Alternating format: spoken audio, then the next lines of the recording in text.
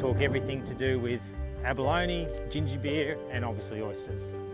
Oyster farmer Justin Gok used to take Chinese tourists down this seashell path.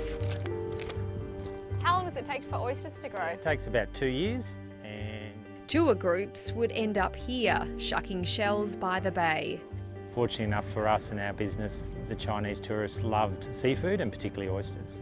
All our little guys here in the closer area where it's more sheltered. But a third Lunar New Year has gone by without any visitors from the mainland. You just have to adapt. So it meant, realigning our business focus on oyster farming itself and trying to sell more oysters here locally.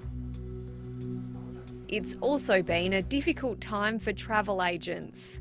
The past 3 years have been very tough for all business, I think, and travel is the worst.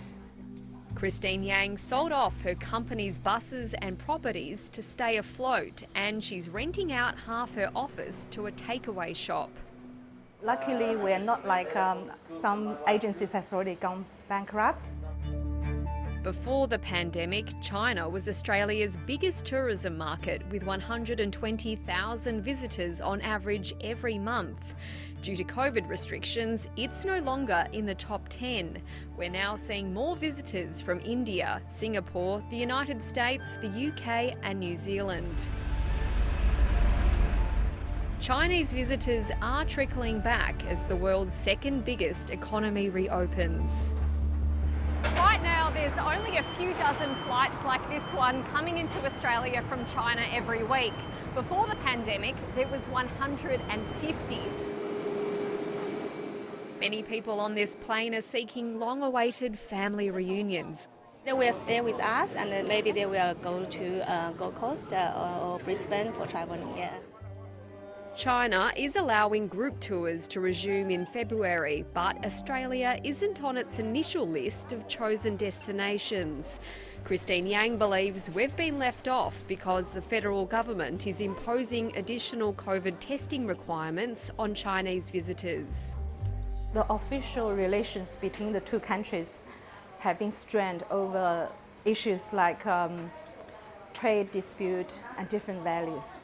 Other countries that are making Chinese arrivals test for COVID are also not on the nation's list of approved tour group destinations. Our federal government says it is looking forward to welcoming back these sorts of travellers, but it didn't say when this could happen.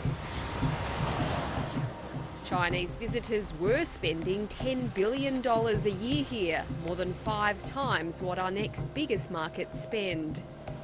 Richard Doyle from the Australian Tourism Export Council thinks it might take 2 to 3 years for the Chinese tourism market to return to pre-COVID levels. I think it's going to be a marathon rather than a sprint.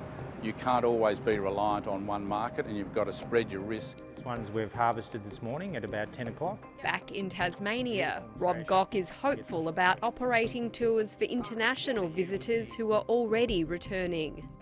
The story is as simple as this, you just got to keep evolving. And open up to different markets.